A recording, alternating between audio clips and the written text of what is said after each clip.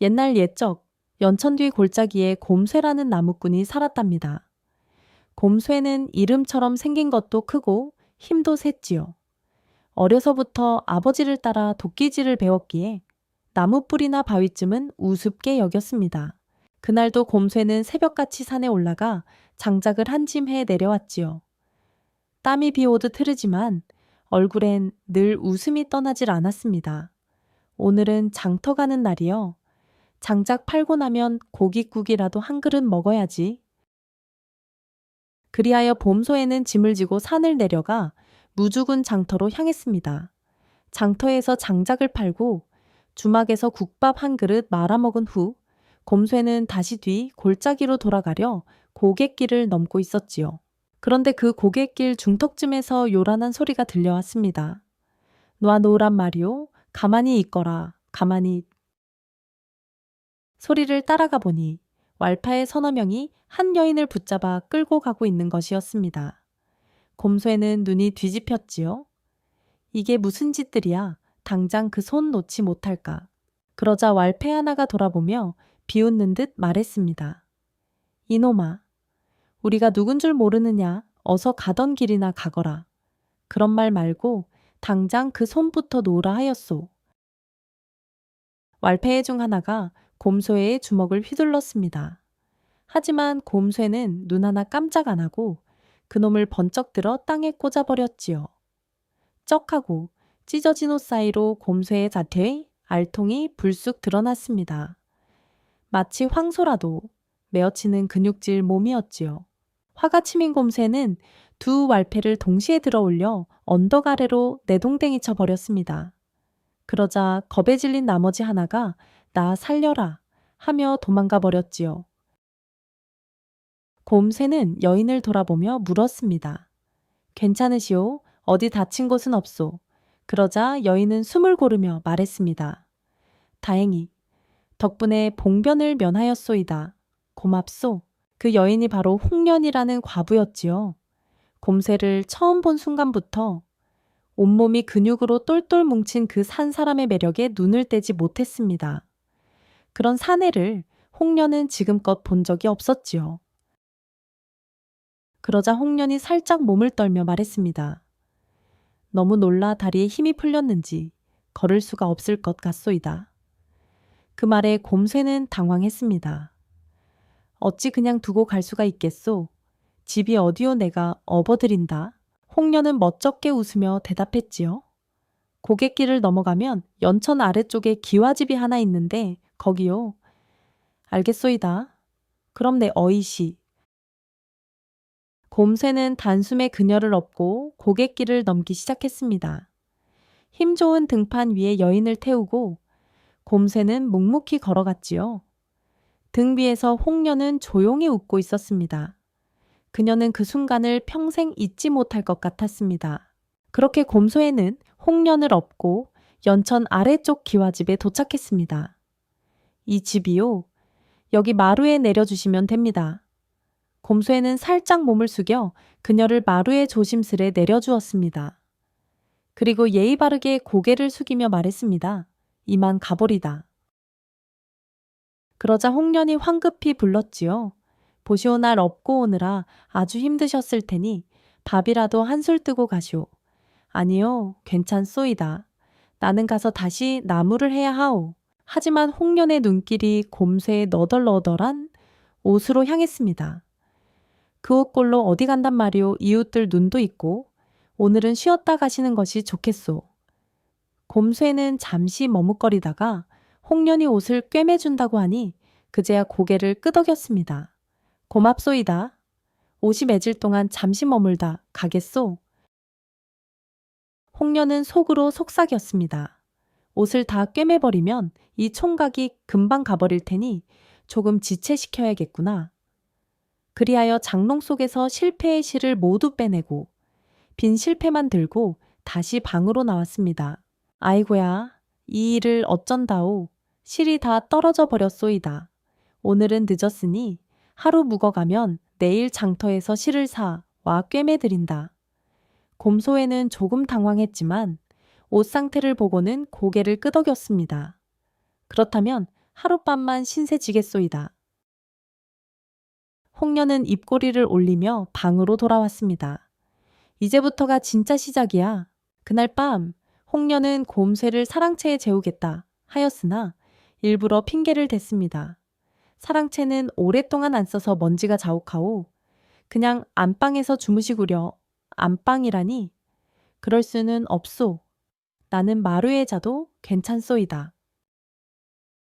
곰쇠가 완강해지자 홍련은 새로운 수를 씁니다. 밥상에 막걸리를 곁들여 곰쇠의 앞에 내어놓은 것이지요. 몸도 고단하실 텐데 막걸리 한 사발 어떻소. 곰쇠는 예의상 한 잔 받아서 들었고 얼마 안 가 얼굴이 벌개졌습니다. 술에 약했던 그는 그만 벽에 기대 꾸벅꾸벅 졸기 위해 시작했습니다. 홍련은 가슴이 설레는 동시에 답답했습니다. 아니, 내가 이렇게까지 했는데 반응이 없다니. 그녀는 겉옷을 살짝 풀었습니다. 그래도 반응이 없자 저고리마저 벗어버렸습니다. 정말 내가 여인으로서 매력이 없는 것이냐? 홍련은 거울을 보며 속상해했습니다. 그때 갑자기 곰쇠의 몸에서 쿵쿵콩콩쿵 바위가 굴러가는 듯한 코골이 소리가 들려왔습니다. 허허, 자는 것이었구나. 홍련은 한숨을 쉬며 속으로 중얼거렸습니다. 이런 기회가 또 올 수 있을까? 아니, 이렇게 허무하게 끝난단 말이냐? 그렇게 밤은 깊어만 갔고 곰소에는 아무 일도 모르고 깊은 잠에 빠졌습니다. 다음 날 아침 홍련은 곰소의 옷을 꿰매어주며 아무렇지 않게 말했습니다. 어제는 잘 주무셨소? 그냥 막걸리 한 사발에 정신이 없었나 보. 실례하였소이다. 그는 옷을 받아 입고 조용히 집을 나서려 했습니다. 그 순간 홍련이 물었습니다. 아니, 그런데 무슨 일을 하시기에 몸이 그리 단단하오 산에서 나무를 하오? 도끼질이야말로 내가 가장 자신 있는 일이오. 홍련의 눈이 반짝였습니다. 그래, 우리 집에도 장작 패야 할 게 산더미인데 마침 잘 되었소이다. 우리 집에도 장작을 패야 할 게 아주 많소. 서방이 살아있을 때는 집에서 제사를 치르던 터라 장작을 쌓아두었지요. 그런데 몇 년째 그냥 둬서 이제는 손을 대야 하오. 하루에 2양씩 드릴 테니 도와주실 수 있겠소. 하루에 2양씩이요. 곰소에는 매우 놀랐습니다. 산에서 사흘을 나무해도 2양을 받기 어려운데 하루에 2양이라니. 그렇다면 기꺼이 돕겠소. 장작 있는 곳을 알려주시지요. 홍련은 기뻐서 입이 귀에 걸렸습니다. 따라오시오. 집 뒤편으로 따라가니 장작더미가 산처럼 쌓여있는 것이었습니다. 곰쇠는 2 팔을 걷어붙이고 도끼를 들었습니다. 척척 도끼질이 시작되자마자 나무들은 속절없이 쓰러졌습니다. 땀이 줄줄 흐르자 곰소에는 웃옷을 벗고 상반신을 드러냈습니다. 그 광경을 지켜보던 홍련의 얼굴이 점점 달아올랐습니다. 저게 사람 몸이란 말이냐? 어쩌면 저리도 단단하고 또 정직할까? 잠시 후 홍련이 수건을 들고 곰쇠에 다가갔습니다. 잠시만 쉬시오. 땀을 좀 닦아드릴게요. 그녀는 곰쇠의 얼굴을 닦고 팔, 가슴, 등을 닦았습니다. 그 순간 향긋한 꽃내음을 풍기며 가까이 다가섰습니다. 그러자 곰쇠가 애취하고 재채기를 크게 했습니다. 어머, 놀라셨소? 곰쇠는 미안한 듯 고개를 저었습니다. 꽃 향만 나면 재채기가 나오는 체질이오. 너무 가깝지는 마시오. 홍련은 순간 너무 허탈했습니다. 그를 유혹하려 뿌린 향수가 되레 방해되었던 것이지요. 속상한 마음에 방으로 들어가 씻고 옷을 갈아입었습니다. 그런데 그 사이 곰소에는 우물가로 물을 마시러 오고 있었습니다. 홍련은 당황해 급히 옷으로 몸을 가렸지요. 곰새는 그런 그녀를 힐끗 보더니 바닥에 떨어진 옷을 주워주고 다시 장작 패러 갔습니다. 홍련은 또 멍했습니다. 내 몸을 봐도 아무 반응이 없다니 고자야 뭐야. 속으로 중얼거리며 이불을 뒤집었었습니다. 하지만 미워할 수가 없었습니다. 목숨을 구해주고 업어주고 장작까지 패주는 그 사람을 믿음직스럽고 듬직한 사내였으니까요. 다음날 아침, 홍련은 곰새를 다시 마당에서 마주하였습니다. 그는 이미 일찍부터 장작을 패고 있었지요. 아니, 이렇게 일찍부터 홍련은 놀라며 곰쇠에 다가갔습니다. 벌써 일어나셨소. 그냥 몸이 익어서 말이오. 해가 뜨기도 전에 눈이 떠지더이다. 장작은 점점 줄어들고 있었고 곰쇠의 도끼질은 변함없이 경쾌했습니다. 그 모습을 바라보는 홍련의 마음엔 묘한 감정이 쌓여갔습니다.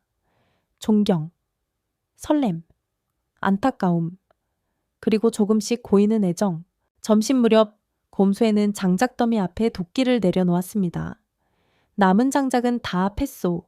사흘쯤 걸릴 줄 알았는데 반나절 만에 끝났소이다. 홍련은 입을 다물 수 없었습니다. 정말 대단하구려. 아니, 이리도 짧은 시간에. 곰쇠는 땀을 닦으며 웃었습니다. 그럼 나는 약속한 대로 2양씩 해서 3냥 받겠소이다. 그 말에 홍련의 가슴이 철렁 내려앉았습니다. 3냥을 주면 이 총각은 떠나겠지. 하지만 달리 붙잡을 명분이 없었습니다. 그는 자신을 여인으로 보지도 않고 속마음도 알 수 없고 그래서 결국 동전 주머니 하나를 건넸습니다. 여기요, 품삯이요. 곰쇠는 주머니를 열어보지도 않고 허리춤에 차고 고개를 숙였습니다. 그동안 신세졌소. 안녕히 계시오. 그는 대문을 열고 나가며 마지막 인사를 건넸습니다. 앞으론 고갯길 조심하시오. 낮에도 위험한 세상이니까. 그리고 그는 조용히 사라졌습니다. 홍련은 마루에 무너지듯 주저앉았습니다. 눈물이 뺨을 타고 흘러내렸습니다. 그 사람을 이렇게 놓치다니. 아무 말도 못한 채, 아무런 손도 내밀지 못한 채 그의 등을 보며 가슴이 먹먹했습니다. 그날 밤 홍련은 밤새 뒤척였습니다. 그의 첫나등에 엎혀왔던 감촉, 굵은 손, 모든 것이 떠올라 가슴을 아리게 했습니다. 다음 날 홍련은 자수용 청아실이 떨어진 것을 깨닫고 장터로 향했습니다. 봄 기운이 퍼지는 길가 버들잎이 바람에 살랑이며 속삭이는 듯했지요. 곰소의 총각, 지금쯤 산 어디쯤에서 도끼질하고 있을까? 그녀는 자신도 모르게 고갯길로 접어들었습니다. 왕복할 때 돌아가던 길이 아니라 그와 처음 만난 그 길이었습니다. 그의 흔적이라도 남아있을까 싶어서였을까요? 그런데 그 길 위에서 낯선 인기척이 들렸습니다. 눈을 돌려보니 무장한 사내들이 10명 가까이 그녀를 애워쌌습니다. 어이, 이 여자 맞지 맞네. 이 여자가 그때 그 과부야. 그녀는 놀라 도망치려 했지만 이미 손목이 잡혀 끌려가고 있었습니다. 이게 무슨 짓이오 나요? 놓으라니까. 그러나 그들은 한치의 망설임도 없이 그녀를 어디론가 끌고 갔습니다. 이들은 바로 예전에 곰새에 얻어맞고 도망친 왈패들의 잔당이었습니다. 한편 집으로 돌아온 곰새는 아버지께 일한 대가로 받은 주머니를 건넸습니다. 아버지, 이것은 품삯이오. 아버지는 열어보고 깜짝 놀랐습니다. 아니, 이게 10냥이나 들어있지 않느냐? 그 과부가 잘못 준 거 아니냐? 곰쇠는 고개를 끄덕였습니다. 그런 것 같소. 난 3냥만 받아야 하오. 곰새는 다시 홍련의 집으로 향했습니다. 그녀에게 나머지 돈을 돌려주기 위해서였지요. 하지만 집에 도착한 곰새는 이상한 낌새를 느꼈습니다. 홍련아씨 계시오. 집은 텅 비어 있었고 인기척도 없었습니다. 그는 마루에 앉아 한참 동안 기다렸지만 되도록 그녀는 돌아오지 않았습니다. 무슨 일이 생긴 건 아닐까? 곰쇠는 걱정이 되어 그녀를 처음 만났던 고갯길로 다시 올라갔습니다. 고갯길 중턱, 바람이 쌩 불던 그곳에서 곰쇠는 귀에 익은 목소리를 들었습니다. 어라, 이놈 그때 그놈이 아니냐. 뒤를 돌아보니 그날 도망쳤던 왈파의 두목과 그 패거리가 서 있었습니다. 이놈, 내 놈 때문에 우리가 사달랐지. 그런데 그 과부년을 또 뺏겨 에라 곰쇠는 이 말에 눈이 뒤집혔습니다. 과부를 다시 납치한 것이냐? 그 여자는 지금 우리 주인이 잘 데리고 계시니 네가 신경 쓸 일 아니다. 주인 누구 말이냐 사또날이다. 곰새는 더는 참지 못했습니다. 네 이놈들, 오늘은 용서 없다. 그 순간 곰소에는 패거리들에게 몸을 날렸습니다. 주먹이 휘두를 때마다 뼈 부러지는 소리가 뚝뚝 들렸습니다. 그 거센 힘에 왈패들은 모두 나가떨어졌습니다. 남은 것은 두목 하나뿐. 곰새는 그의 명치를 무릎으로 찍고 목덜미를 밟았습니다. 숨이 막히느냐 과부가 어디 있는지 말하지 않으면 너도 오늘 여기서 끝이오. 두목은 헐떡이며 손을 들었습니다. 알겠소, 알겠소. 진정하시오. 사또 별채에 있소이다. 사또가 그녀를 보쌈했다는 것이냐 그렇소이다. 과부가 말을 안 듣는다고 하여 우리가 대신 데려다 줬소이다. 곰쇠는 잠시 눈을 감고 생각하더니 다시 말했습니다. 좋다. 지금부터 내 놈들 모두를 산속나무에 묶어놓겠다. 해 지기 전에 돌아오지 않으면 늑대 밥이 될 것이다. 힘에 알겠소? 알겠소. 그리하여 봄소에는 두목을 앞세우고 사또의 별채로 향했습니다. 입구엔 관졸들이 지키고 있었고 두목은 식은땀을 흘렸습니다. 저들은 내 얼굴을 안다오. 내가 들어가면 들통나오. 그러면 그리하시오. 내 너를 늑대 밥으로 만들지 않게끔 도와줄 테니. 결국 두목은 관졸들을 피해 들어가려다 발각되어 큰 소동이 벌어졌습니다. 그러나 끝내 그는 홍련을 데리고 나왔습니다. 홍련은 다시 곰소의 품에 안겼습니다. 다친 곳은 없소. 곰소의 총각 정말로 또 구해주셨군요. 그녀는 그의 품속에서 소리 없이 울었습니다. 곰소에는 말 없이 그녀의 등을 토닥이며 뒷산 오두막으로 향했습니다. 이제 걱정하지 마시오. 내 그 사또를 절대로 그냥 두지 않겠소이다. 그날 밤 곰소에는 홍련을 오두막에 재운 뒤 혼자서 바깥 마루에 앉아 있었습니다. 달빛이 희미하게 내리쬐는 산속. 곰소의 눈빛은 이전보다 더 깊고 어두웠습니다. 그놈, 사또놈, 여인을 보쌈에 별채에 가두다니. 이건 단지 여인 하나의 문제가 아니오. 고을 전체의 병이오. 그 순간 방 안에서 홍련의 조용한 기침소리가 들려왔습니다. 곰소에는 조용히 문을 열고 안으로 들어갔습니다. 괜찮소? 오늘 하루 종일 긴장을 했더니 몸이 지쳐서 그런가 봅니다. 마음을 놓으시오. 이젠 내가 지켜드릴 것이오. 홍련은 그의 눈빛을 바라보다가 살며시 고개를 끄덕였습니다. 곰소의 총각, 나는 정말 괜찮은 여인 아니오. 사람들에게선 무수한 말이 들려옵니다. 돈 많은 양반이 들이대면 기웃거린다느니, 얼굴로 먹고 산다느니, 그게 무슨 소용이겠소. 내가 보고 느낀 것이 다르다면 그게 진실이 아니겠소. 곰쇠의 말에 홍련의 눈가가 붉어졌습니다. 그녀는 그날 처음으로 남자 앞에서 마음을 놓았습니다. 이튿날 아침, 곰소에는 일찍 산에서 내려왔습니다. 바로 연천 읍내에 사는 포도청 종사관 이도영을 만나기 위해서였습니다. 그는 한때 곰소의 목숨을 산속에서 구해준 은인이자 이 고을에서 가장 청렴한 관리로 알려져 있었지요. 종사관 이도형은 곰쇠를 반갑게 맞았습니다. 아니, 곰쇠? 아우, 아닌가? 어떻게 이런 산골까지 왔는가?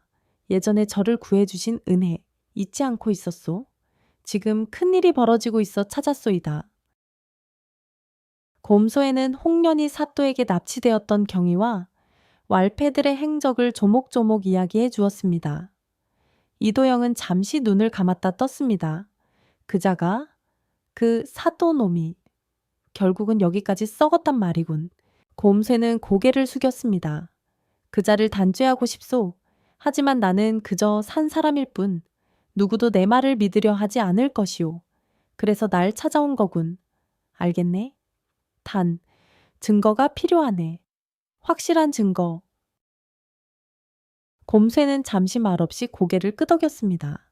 내일 다시 오겠소이다. 증거를 구해 오겠소.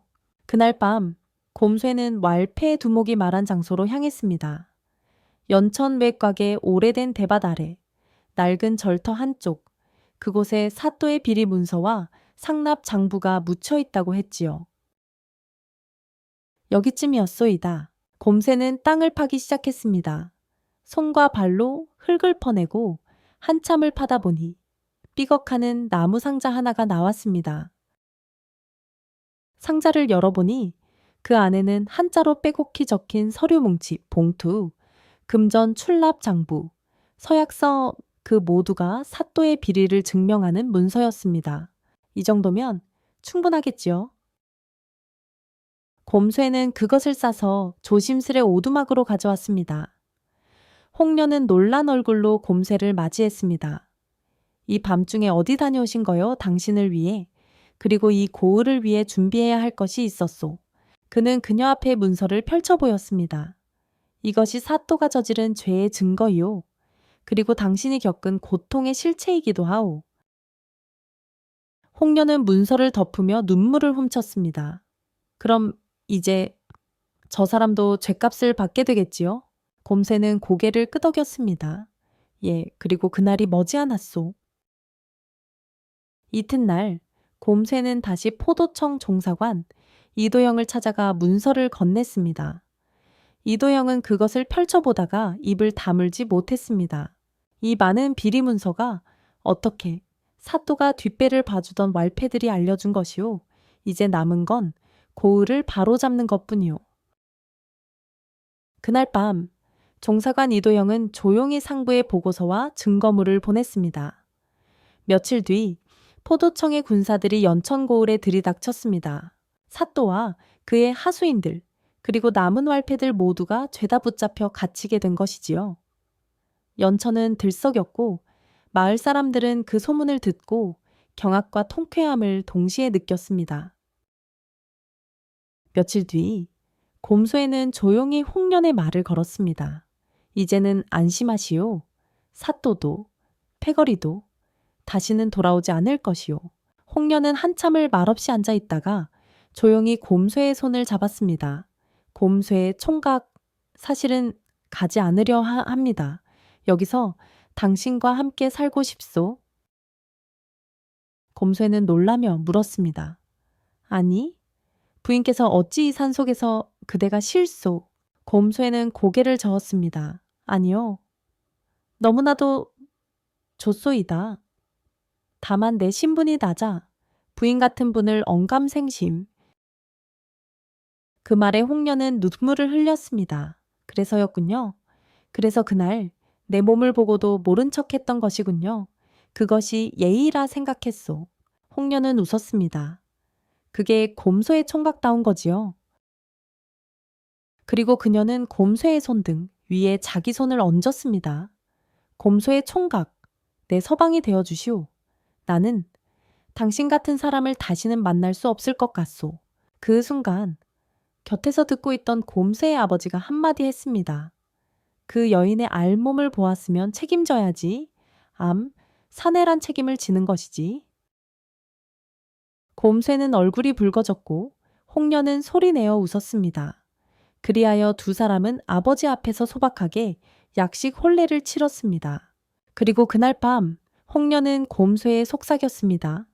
사실은 그날 밤 자는 줄 알고 몰래 확인해 본 적이 있소이다. 그런데 그리 클 줄은 몰랐지요. 어허, 내가 부끄러워서 가만히 있었소이다. 홍련은 웃으며 덮고 있던 이불을 곰쇠에 건넸습니다. 이제는 부끄러워하지 마시오. 이 밤은 당신 것이오. 그날 밤 어땠는지는 굳이 말하지 않아도 알겠지요. 밤새 불빛은 꺼질 줄 몰랐고 산새들마저 숨죽인 채 달빛만 내려앉았답니다. 며칠이 흘렀습니다. 곰새와 홍련은 오두막에 정착하여 소박한 살림을 시작했지요. 해가 뜨면 함께 나무를 뜯고 장작을 패고 두부를 맺고 해가 지면 따뜻한 국을 끓이며 서로의 하루를 들려주었습니다. 오늘은 산 너머에서 머위가 많이 났더이다. 그럼 된장찌개에 넣어봐요. 그래야겠소. 둘은 마치 오래된 부부처럼 익숙하게 지내고 있었지만 그 따뜻함 속엔 조심스러운 배려와 진심이 가득했습니다. 홍련은 곰새의 고든 성품에 날마다 마음을 빼앗겼고 곰새는 홍련의 세심한 손길에 날마다 안정을 느꼈습니다. 그렇게 한 달쯤 지났을까요? 어느 날 아침, 홍련은 밖에서 낮은 목소리를 듣고 창문을 열었습니다. 오두막 앞에 낯선 사내 두 명이 서 있었습니다. 저기, 혹시 이 집에 홍련 마님 계시오? 홍련은 눈이 동그래졌습니다. 그 음성은 너무도 익숙했기 때문이었습니다. 어머, 혹시 정오라비 한 사내가 고개를 번쩍 들었습니다. 홍련 아씨 맞으시지요? 그는 바로 홍련의 외가 쪽 사촌 오라비, 정찬이었습니다. 그 옆엔 역시 같은 외가 쪽 친척인 이재라는 사내가 있었지요. 세상에, 여긴 어인일로 아씨, 저희가 소식이 늦었습니다. 사또가 붙잡혔다는 이야기를 듣고 급히 찾아왔소이다. 그런데 여긴 상골 오두막, 곰소의 총각과 함께 사신다고 들었는데 정말이오? 홍련은 머뭇거리다 고개를 끄덕였습니다. 예, 그분은 내 남편이오. 그러자 정찬과 이제는 눈빛이 바뀌었습니다. 처음엔 안도의 기색이었으나 곧이어 우려와 실망이 섞인 표정으로 바뀌었지요. 그렇지만 그분은 양반도 아니고 집안도 없이 나무나 패는 산 사람이라 들었소이다. 아씨가 그리 고운 자태로 어찌 그런 자와 홍련은 말을 끊었습니다. 내가 택한 사람이고 내 생을 함께할 이유 더 말할 필요는 없소이다. 그 말에 정찬은 입술을 깨물었습니다. 하지만 쉽게 돌아설 수는 없는 얼굴이었지요. 그날 저녁 정찬은 곰쇠를 따로 불러 조용히 말했습니다. 곰쇠 총각, 내 말 좀 들으시오. 무슨 말씀이오? 홍련아 씨는 단순한 여인이 아니오. 당신이 생각하는 그런 상골 과부가 아니란 말이오. 곰쇠는 고개를 갸웃했습니다. 무슨 말씀인지. 그분은 본래 양천의 의관 집안 출신이요. 조정의 어휘와 사돈을 맺은 명문가였소. 하지만 부친이 영모에 연루되어 집안이 무너진 것이지요. 곰새는 가만히 눈을 감았습니다. 이름도 없이 살아온 산골 사내와는 너무도 다른 뿌리였습니다. 정찬은 말을 이었습니다. 총각이 나쁜 사람이라는 것이 아니오. 하지만 그 가문이 다시 회복된다면 아씨가 궁궐이나 상류에 다시 나아갈 수도 있는 자리라오. 그리 되면 총각과는 곰소에는 조용히 말을 막았습니다. 나는 그이가 원하는 곳이라면 보내드릴 것이오. 하지만 그이가 스스로 남는다면 나는 그 삶을 지키겠소. 정찬은 대답 없이 돌아갔고 이 말을 들은 홍련은 몰래 눈물을 흘렸습니다. 그는 그렇게 말해준 곰새가 고마웠고 동시에 이 세상의 벽이 무섭기도 했지요. 며칠 뒤 정찬은 다시 찾아와 말했습니다. 아씨, 조정에서 폐가 복권 폐가 부죄의 움직임이 있어 선대 어르신의 억울함이 풀릴 가능성이 있다고 하오. 그 말이 정말이오. 예, 만일 복권이 되면 아씨도 다시 서울로 올라가 신분을 회복할 수 있소. 궁에서 들어올 혼사 제한도 있을 것이고 자녀 교육도 달라질 것이오. 홍련은 가만히 앉아 한참을 생각했습니다. 그녀는 과거를 되돌아보았습니다. 기와집에서 자란 어린 시절, 비단옷과 말 타고 다니던 나날들, 그러나 그런 삶에서 얻은 건 허울뿐이었지요. 곰새와 함께한 한 달은 그 어떤 10년보다 평화롭고 따뜻했습니다. 그녀는 조용히 고개를 저었습니다. 나는 곰새와 살겠습니다. 하지만 아씨, 이 기회는 다시 오지 않을 수도. 그이는 내게 인생을 주었소. 내 몸이 아닌 내 마음을 지켜준 첫 사내였소. 나는 그와 함께 흙을 파더라도 그 삶을 택하겠소이다. 정찬은 더는 말하지 않았습니다. 그날 밤 그는 곰쇠에 다가가 마지막으로 말했습니다. 당신이 어떤 사내인지 이제 알겠습니다. 홍련아 씨를 부탁드리오. 며칠 뒤 정찬과 이제는 산에서 내려가며 말했습니다. 저 사내, 겉은 투박해도 마음은 선비 못지않구나. 그러게 아씨가 왜 그를 택했는지 이제는 알 것 같소. 그날 밤 홍련은 곰쇠에 말했습니다. 총각, 아니 이제는 나의 서방님, 나는 오늘 당신을 선택한 나 자신이 너무 자랑스럽소. 곰소애는 조용히 그녀의 손을 잡고 말했습니다. 나는 언제나 그대 뒤에 서 있겠소. 세상이 그대를 밀어낸다 해도 나는 당신을 품겠소. 그 말에 홍련은 눈을 감으며 미소를 지었습니다. 그녀의 싸움은 끝났고 사랑은 자리를 잡았던 것이지요. 그의 겨울은 유난히도 매서웠습니다. 초겨울부터 눈이 쏟아졌고 밤이면 바람소리가 산을 찢을 듯 울렸지요. 곰새와 홍련은 오두막에 나무를 가득 쌓아두고 땔감을 아껴가며 조심스럽게 겨울을 나고 있었습니다. 올해는 눈이 자주 오네요. 그래서 장작도 더 많이 패놨소. 산짐승도 굶주리니 밤엔 창문 꼭 닫고 주무시오. 그대가 지켜주잖소. 두 사람은 부부가 된 지 3달. 서로의 마음은 더할 나위 없이 다정했지만 세상은 또 새로운 시련을 준비하고 있었던 것이지요. 어느 날 새벽, 곰쇠는 이상한 소리를 들었습니다. 기침, 쿨럭, 쿨럭. 홍련이 마루 쪽에서 등을 굽히고 심하게 기침하고 있었지요. 괜찮소? 언제부터 이러셨소? 어젯밤부터 조금 감기인 줄 알았는데. 그녀의 얼굴은 벌써 불덩이처럼 뜨겁고 입술은 창백했습니다. 곰소애는 한 걸음에 그녀를 안고 방으로 들어갔습니다. 지금 장에 내려가서 의원을 불러오겠소.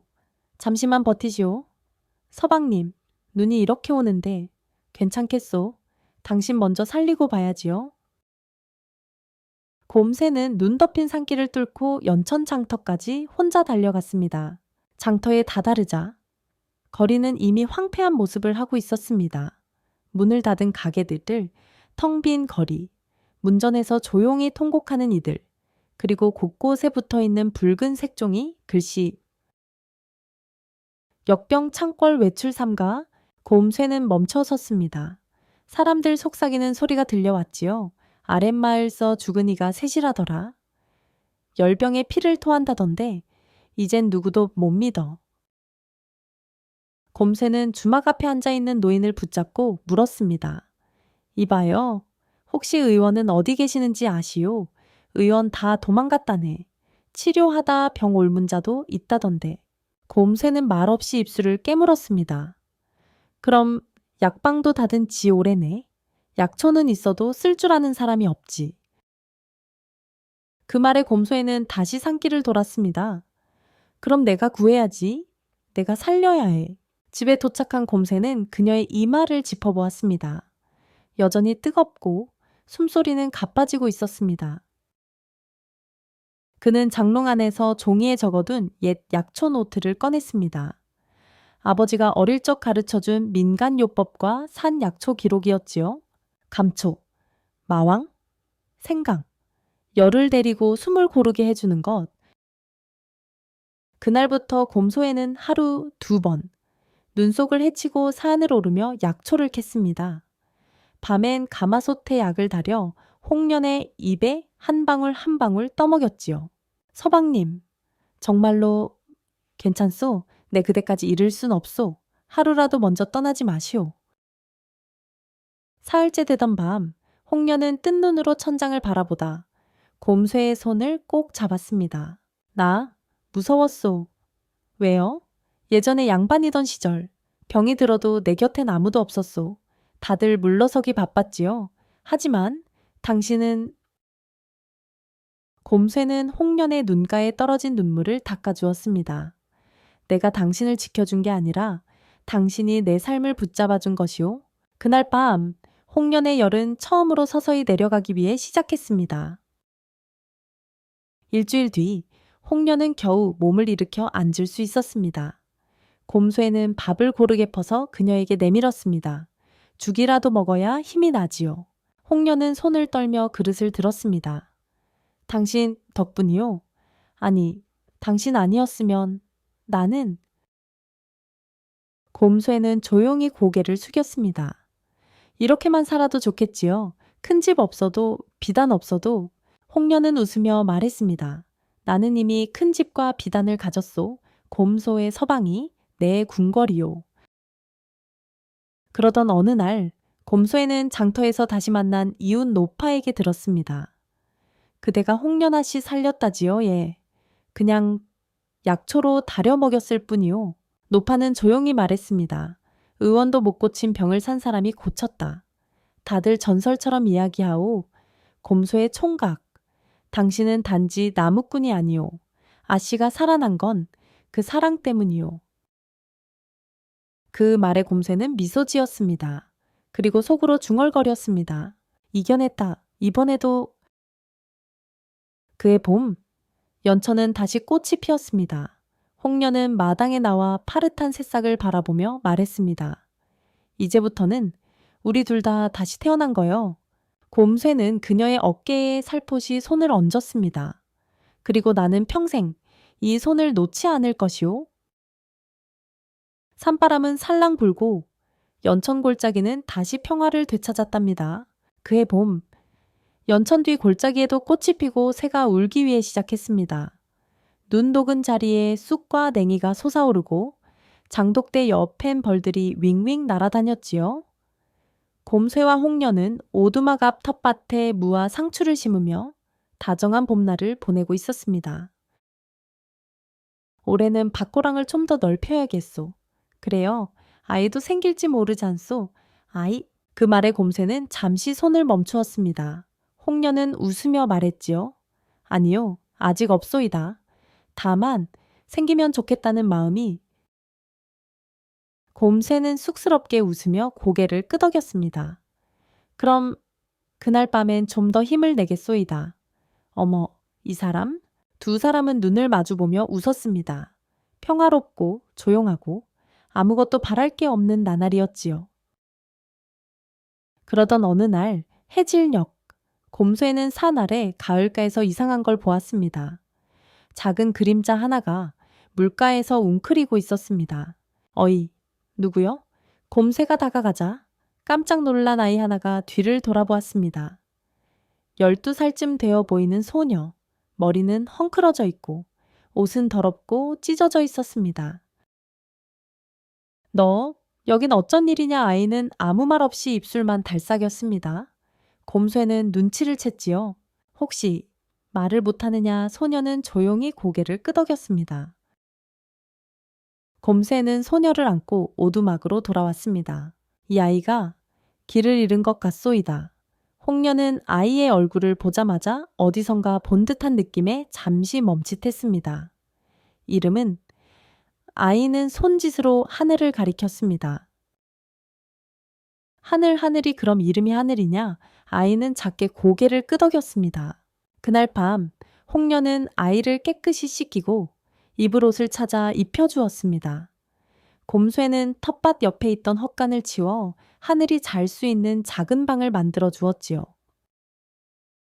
며칠 동안 하늘이는 말없이 집안일을 거들고 곰새가 도끼질하면 그 뒤에서 장작을 주워 나르고 홍련이 밥을 하면 조용히 수저를 놓았습니다.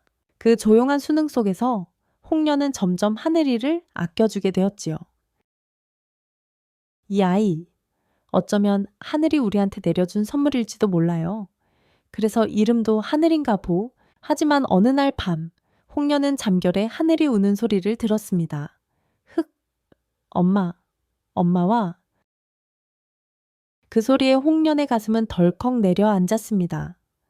그녀는 조심스럽게 하늘이의 방문을 열었습니다. 하늘아, 괜찮니? 하늘이는 눈이 퉁퉁 부은 채 말없이 홍련을 바라보았습니다. 그리고 천천히, 조용히 홍련의 품속으로 파고들었습니다. 그날 이후 하늘이는 마치 진짜 딸처럼 홍련을 따랐습니다. 곰새가 멧돼지 잡으러 나가면 마중을 나가고 홍련이 장을 보러 가면 짐을 들어주었습니다. 그리고 어느 봄날 세 사람은 처음으로 함께 웃으며 사진을 찍었습니다. 연천 장터의 사진장이 노인에게 부탁해서 흑백 사진 한 장. 하늘이 웃는 거 처음 본다오. 진짜 웃을 줄 아는 아이였군요. 홍련은 사진을 품에 안고 조용히 속삭였습니다. 이 아이, 우리한테 와줘서 고맙소. 하지만 봄이 깊어질수록 곰새는 작은 이상함을 느끼기 위해 시작했습니다. 하늘이가 가끔 혼자서 산 위쪽으로 올라갔다가 땀에 흠뻑 젖어 돌아오곤 했던 것이지요. 묻고 싶었지만 말 못하는 아이에게 억지로 캐물을 수는 없었습니다. 그러던 어느 날 저녁, 곰새는 우연히 하늘이가 숨겨둔 헝겊 보따리를 발견하게 되었습니다. 그 안에는 찢어진 남색 두루마기, 그리고 피가 말라붙은 작은 수첩 하나가 있었지요. 이건 곰새는 수첩을 조심히 펼쳤습니다. 거기엔 삐뚤빼뚤한 글씨로 이렇게 적혀 있었습니다. 엄마를 찾으러 가야 해. 산 너머 마을에 갔다는 말을 들었어. 나는 무섭지 않아. 나는 엄마를 꼭 다시 만날 거야. 곰새는 수첩을 덮으며 조용히 중얼거렸습니다. 이 아이, 어쩌면 그는 그날 밤 홍련의 모든 걸 말했습니다. 홍련은 한참을 아무 말 없이 듣고 있다가 조용히 말했습니다. 우리가 이 아이를 더 붙잡아도 될까 모르겠소. 하지만 이 아이가 떠난다면 내가 직접 데려다 주겠소. 며칠 후 곰새는 하늘이에게 수첩을 보여주었습니다. 하늘이는 처음엔 놀란 눈을 하더니 이내 고개를 푹 숙였습니다. 하늘아, 엄마를 찾고 싶니? 하늘이는 눈물을 뚝뚝 흘리며 고개를 끄덕였습니다. 곰새는 조용히 아이의 어깨를 감싸 안았습니다. 그럼 우리가 함께 가주마. 너 혼자 보내지 않겠다. 이른 새벽, 산골의 안개가 걷히기도 전에 곰소에는 커다란 보따리에 창어리와 약초 여분의 옷을 담고 있었습니다. 정말 떠나는 거요.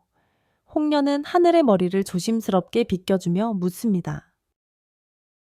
응, 엄마를 찾고 싶다는 아이를 붙잡아두면 그건 사랑이 아니지. 곰새가 조용히 말하자 홍련은 이내 고개를 끄덕였습니다. 그럼 내가 도시락을 챙기겠어요. 가다 길이 끊기거나 장이 안 서면 먹을 것도 없을 테니. 하늘이는 작은 손으로 곰새의 도끼자루를 꼭 붙잡고 있었습니다. 그 눈빛엔 불안함과 설렘, 그리고 아주 조금의 희망이 담겨 있었지요. 그렇게 세 사람은 연천 뒤 골짜기를 떠나 산 너머 달고 마을로 향했습니다. 하늘이의 수첩에 적힌 유일한 단서, 엄마는 달곡에서 무언가를 한다. 그 단어 하나만을 믿고 길도 없는 산길을 걸었지요.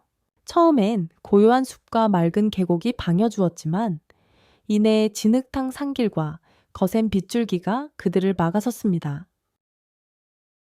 잠시 여기서 쉬었다 갑시다. 아이가 너무 젖었소. 곰쇠는 나뭇가지로 급히 비를 피할 움막을 만들고 홍련은 하늘이의 젖은 옷을 벗겨 말렸습니다. 하늘이, 괜찮지? 아이는 떨리는 손으로. 아이, 괜찮다. 미리 더 많은 표시를 그려 보였습니다.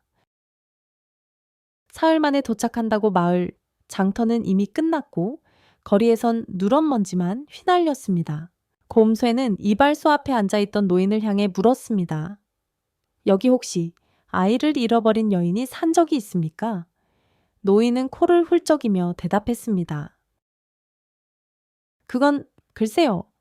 근데 서너 달 전부터 마을 북쪽 폐가에서 산파 노릇을 하며 지내는 젊은 여인이 있다고 들었소이다. 낮에는 안 보이고 밤에만 불을 켜고 좀 수상하긴 해. 그 말에 세 사람은 폐가를 향했습니다. 폐가의 창문엔 희미한 등불이 켜져 있었고 곰새가 조심스레 문을 두드렸습니다. 우두둑, 우두둑. 잠시 후 안쪽에서 발소리가 들렸고 문이 열리자 창백한 얼굴의 젊은 여인이 고개를 내밀었습니다.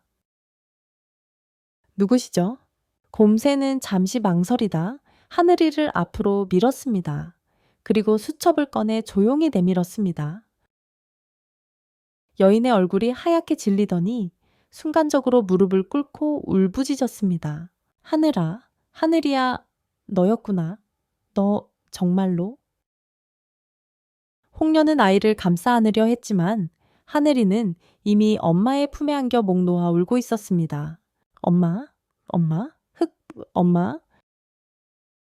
그 소리는 처음으로 하늘이의 목소리를 낸 순간이었습니다.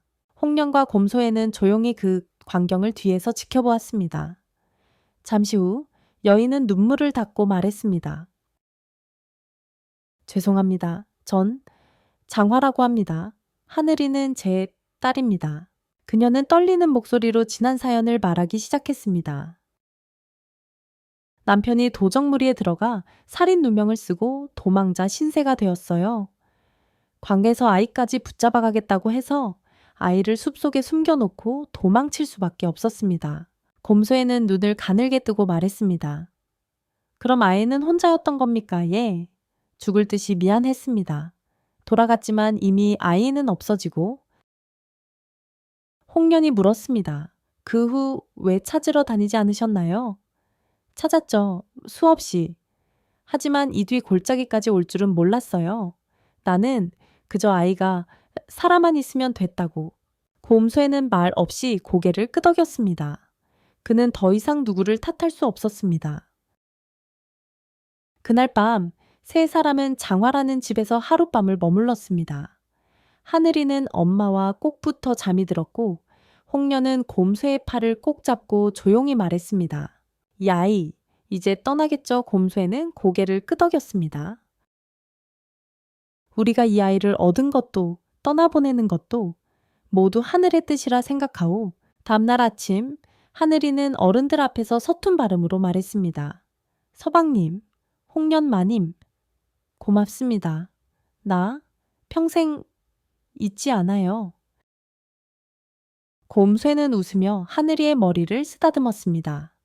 언제든 우리 집에 오거라. 이 오두막은 너한테 늘 열려 있을 것이니 그렇게 세 사람은 다시 연천 뒤 골짜기로 돌아왔습니다. 마음 한편은 허전했지만 어쩐지 따뜻하기도 했습니다. 그 아이는 이제 목소리를 되찾았고 마음도 되찾았으니까요. 며칠 뒤 집 마루에서 홍련은 조용히 곰쇠에 말했습니다. 서방님, 하늘이를 잃고서도 이렇게 담담하신 거 대단해요. 그 아이는 우리 것이 아니었으니 다만 그 짧은 인연이 내 마음을 더 크게 만들어 주었소. 이젠 진짜 우리 아이가 오지 않겠소. 홍련은 놀란 얼굴로 곰쇠를 바라봤습니다. 설마 정말? 곰쇠는 활짝 웃으며 고개를 끄덕였습니다. 그렇소. 이제 우리도 셋이 되어. 여름이 깊어져가는 연천 뒷골짜기, 산에는 물이 마르고 벌레 소리조차 들리지 않는 날이 이어졌습니다. 하늘에서 비는 오지 않았고 논밭은 갈라지고 있었습니다. 곰새는 매일 새벽마다 바가지 하나 들고 산 너머 샘터까지 올라갔습니다. 홍련이 뱃속에 아이는 물부터 챙겨야지요. 홍련은 그 모습을 마루에서 지켜보다 조용히 손을 모았습니다. 당신은 늘 말없이 행동으로 보여주는 사람이요. 홍련은 임신 6개월째에 접어들었고 작은 배는 하루가 다르게 부풀고 있었습니다. 태명은 뭐라 지을까요? 나는 복후이 좋겠소. 우리를 찾아와 준 것만으로도 이 아이는 복이지 않소. 곰쇠의 말에 홍련은 눈시울을 붉혔습니다. 맞아요. 이 아이는 내 인생에 처음으로 찾아온 순한 복이에요. 그러던 어느 날 곰쇠가 샘터에 다녀오는 길에 산 아랫마을이 비상 상황이라는 말을 들었습니다. 올해 가뭄이 너무 심해. 하천이 말랐다 하오. 노는 다 타버리고 소도 물이 없어 죽었다 하더이다. 아이들도 앓기 위해 시작했다지요. 곰새는 즉시 홍련에 돌아와 말했습니다. 이 고을은 지금 병들어가고 있소. 우리가 도울 수 있는 일이 있다면 함께 하겠소. 홍련은 몸을 가누며 일어났습니다. 그러면 우리가 지금까지 받은 복을 나눌 차례지요. 그날부터 곰새와 홍련은 산 약초를 캐어다려 마을 사람들에게 나눠주고 우물가에서 끌어온 물을 작은 통에 담아 아이들에게 나눴습니다. 연천마을 사람들은 처음엔 어리둥절했지만 이윽고 두 손 모아 감사의 인사를 전하기 시작했습니다. 곰새 총각, 이불 아니었으면 손주가 죽을 뻔했소. 홍련마님, 이 약차 덕분에 밤마다 숨이 트여요. 하지만 도움을 못마땅해 하는 이들도 있었습니다. 바로 마을 유지인 오씨 영감이었지요. 그는 마을 수로와 우물 분배권을 틀어준 인물이었습니다. 누가 허락도 없이 물을 퍼다 나른단 말이오. 그 약초는 허가 없이 캐면 벌금이라 하지 않았소. 곰쇠는 조용히 대꾸했습니다. 사람이 죽어가는 걸 보고도 앉아서 허가를 기다리라는 말씀이요. 어허, 이놈 봐라. 어디서 백정도 아닌 것이. 그 말에 곰쇠의 눈빛이 번뜩였습니다. 말 가려 하시오. 나를 백정이라 부르면 내 도끼도 예전 같진 않을 것이오. 오 씨는 입을 닫았지만 뒤로는 마을 사람들에게 곰새와 홍련을 음해하기 위해 시작했습니다. 며칠 뒤 곰소에는 산에서 돌아오다 우물가에 모인 이웃들에게서 뜻밖의 소문을 들었습니다. 그 사람들 물에 뭔가를 탔다지 약초랍시고 이상한 걸 넣어서 애가 더 아팠다더라. 홍련 마님이 옛날 삿도랑 얽혔다던데 정체가 수상하지 않나. 곰새는 말 없이 돌아와 집 마루에 앉았습니다. 홍련은 그의 얼굴빛이 어두운 걸 보고 물었습니다. 무슨 일 있었소? 그냥 사람들이 우릴 무서워하는 것 같소. 도움이 되지 못하면 괜한 짓만 된다는 게. 홍련은 곰쇠의 손을 잡았습니다. 우리는 알고 있잖소. 돕는다는 건 결과가 아니라 마음이라는 걸. 그날 밤 마을 아이 하나가 갑자기 쓰러졌다는 소식이 들렸습니다. 숨이 가빠지고 열이 치솟는 급성병이었지요. 의원도 없다 하오. 사흘 전 병에 걸린 다른 애는 죽었답니다. 곰새는 망설이지 않았습니다. 바로 아이를 등에 업고 산 위 약초밭으로 향했습니다. 그날 밤 곰새는 무릎까지 차오른 안개 속에서 몸에 독이 있어 다루기 어려운 청화론파를 채취했습니다. 이거면 열을 내려줄 수 있소. 홍련은 그 약초를 다려 새벽이 밝기 전에 아이의 입에 한 방울씩 넣었습니다. 그리고 다음날 아침 그 아이는 숨이 편안해졌고 열도 내리기 위해 시작했습니다. 그 일을 계기로 마을 사람들의 마음은 달라지기 위해 시작했습니다. 곰소의 총각, 미안하오. 우리가 잘못했소. 그 손이 칼이 아닌 약이 될 줄은 몰랐소. 홍련 마님이 진짜 사내 딸이라니까요. 며칠 뒤 오씨 영감이 몸져 누웠다는 소식이 들렸습니다. 아무도 그를 간호하지 않았습니다. 곰새는 말 없이 약초 보따리를 챙겨 그의 집을 찾아갔습니다. 당신 왜 날 도와주는 거요? 사람이니까요. 곰새는 단 한마디만 남기고 돌아섰습니다. 그날 밤 오 씨는 혼잣말로 중얼거렸습니다. 내가 졌다. 산 사람이 진짜 사람이다. 그의 여름의 끝자락 홍련은 작은 진통과 함께 말을 꺼냈습니다. 서방님, 나 아랫배가 이상하오. 벌써 때가 되었소. 곰새는 장작을 던지고 곧장 그녀를 부축해 방으로 데려갔습니다. 이웃 아주머니 며칠 다려와 도우며 말했습니다. 이 아이는 복도 많고 힘도 세게 태어날 것이오. 곰소의 같은 아비 밑에 오려면 말이지요. 그날 밤 오두막에 작은 울음소리가 퍼졌습니다. 곰소에는 흐르는 눈물을 닦지도 않고 말했습니다. 우리 복이 잘 왔구나. 홍련은 아이를 안으며 조용히 속삭였습니다. 이 아이 이름은 소원수유엔이라 찰랄레요. 조용히. 하지만 간절히 이룬 바람이었으니까요. 세월이 흘렀습니다. 연천 뒤 골짜기에 오두막에도 이끼가 끼고 장독대 옆 소나무는 어느새 하늘을 찌를 듯 자랐습니다. 그 사이 소원이는 15이 되었고 곰새와 홍련은 머리에 서리가 내려앉기 위해 시작했지요. 하지만 그들의 눈빛은 여전히 따뜻하고 목소리는 조용하지만 단단했습니다. 소원아, 그거 도끼는 그렇게 들면 안 된다. 손목이 나간다. 네, 아버지. 소원은 곰새가 젊은 시절 쓰던 단단한 손도끼를 들고 장작을 패는 연습을 하고 있었습니다. 이 도끼, 아버지 젊을 때 쓰신 거 맞죠? 그렇지. 옛날엔 이 도끼로 도둑도 물리치고 산짐승도 쫓아냈다 하지. 홍련이 마루에서 웃으며 말했습니다. 그때는 힘이 하늘을 찔렀지요. 도끼 휘두르면 나무가 스스로 쓰러졌어요. 정말요? 그런 사람이 우리 아버지라고요? 소원이는 웃으며 그 도끼를 꼭 안아보았습니다. 이 도끼로 나도 사람을 도울 수 있으면 좋겠어요. 곰새는 그 말에 조용히 고개를 끄덕였습니다. 그럼 내 너에게 힘을 넘겨주마. 그날 밤 곰새는 오래된 장롱 속에서 작은 상자를 꺼냈습니다. 그 안엔 누렇게 바랜 편지와 수첩, 종이 인장들이 들어있었지요. 이게 뭐예요, 아버지? 곰새는 상자에서 한 장의 사진을 꺼냈습니다. 거기엔 그와 홍련, 그리고 작은 아이 하늘이가 찍혀 있었습니다. 이 아이 누구인지 기억나니? 소원이는 잠시 고개를 갸웃하다 말했습니다. 이 집에 예전에 잠시 다녀갔던 누나 같아요. 말 없는 누나. 곰새는 조용히 입을 열었습니다. 옛날엔 말 못하는 아이가 우리 집에 찾아왔었단다. 산에서 쓰러져 있던 아이였지. 이름은 하늘이었고 그 아이를 데리고 우리는 멀리까지 친어머니를 찾아 떠났지. 정말요? 왜요? 그 아이가 우리 집에 머무르기 전까지 우리는 아이를 가지지 못하고 있었단다. 하지만 그 아이가 우리에게 살아갈 이유를 가르쳐 주었지. 곰새는 조용히 사진을 덮었습니다. 그래서 너의 이름을 소원이라 지었단다. 하늘에서 소망처럼 왔기 때문이지. 홍련은 밖에서 그 말을 듣고 있다가 조용히 들어왔습니다. 그리고 너는 정말로 우리의 소원이었단다.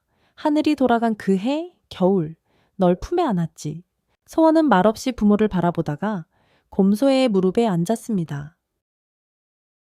아버지, 어머니, 내가 자라서 누군가에게 그렇게 따뜻한 사람 되면 좋겠어요. 당신들처럼 그해 가을, 소원은 연천 읍내 서당에 들어가 글 공부를 시작했고 가끔 장터에서 약초와 약을 배달하며 곰소의 도련님이라는 별명을 얻었지요. 그리고 해가 바뀌던 어느 날 하늘이에게서 작은 서찰 하나가 도착했습니다. 곰쇠 서방님, 홍련 마님, 저 하늘이입니다. 저는 지금 잘 살고 있습니다. 장화랑 어머니와 작은 찻집을 하며 조용히 지냅니다. 언젠가 다시 찾아뵙고 싶습니다. 저의 목소리를 되찾게 해주신 것, 그리고 세상을 믿게 해주신 것, 감사합니다. 잊지 않았습니다. 그 편지를 읽은 홍련은 눈가에 눈물을 머금고 말했습니다. 이런 편지를 다시 받아보다니 곰새는 소리 없이 고개를 끄덕였습니다. 그날 밤, 세 사람은 오두막 마루에 앉아 등불 하나 아래에서 밤하늘을 올려다보았습니다. 저 별빛 아래서 우린 모두 연결된 것 같소이다.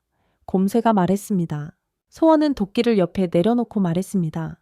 하늘이 누나도 복을 준 산도 이곳에 머무른 사람들도 다 같이 있는 거죠. 홍련은 조용히 아이의 머리를 쓰다듬으며 말했습니다. 그래, 그것이 인연이란다. 어디서 끊기지 않고 이어지는 마음. 마침내 곰새는 긴 숨을 내쉬며 중얼거렸습니다. 참 잘 살아왔구나. 홍련이 그의 손을 꼭 잡았습니다. 서방님, 우리는 정말 복받은 삶이었지요.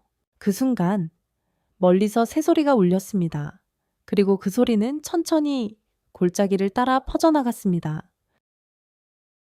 밤은 고요했고 그들의 이야기 또한 그렇게 조용히 마무리되었답니다.